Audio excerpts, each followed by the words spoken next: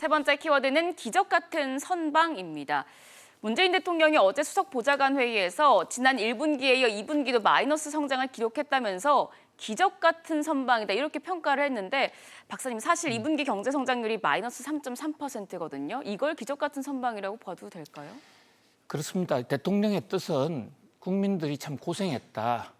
그리고 우리나라는 다른 나라에 비해서는 그래도 상대적으로는 코로나19에 따른 피해 충격의 규모가 적다라는 것을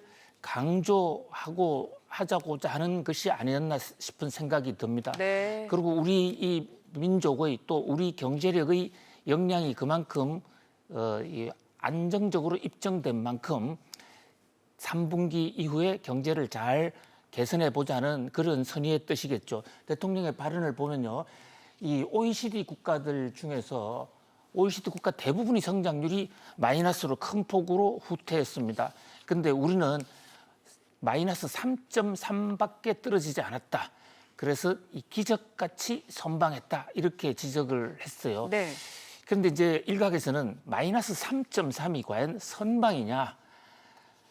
코로나를 상황을 생각한다고 그러면 뭐 그 선방이라는 생각이 있을 수도 있지만 지금 어떻게 보면 참담한 상황이 아니냐. 그리고 지금이 만약에 경제가 V자형으로 회복을 하고 있다면 기적 같은 선방이라고 우리가 얘기를 할 수 있겠지만은 네.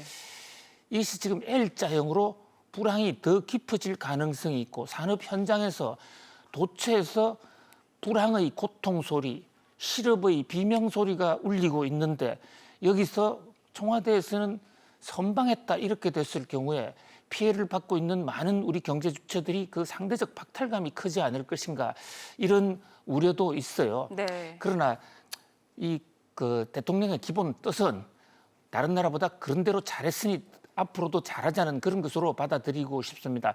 다만 우리 이웃 있는 지금 대만 같은 나라, OECD 국가는 아니죠. 국가로 인정을 못 받으니까요.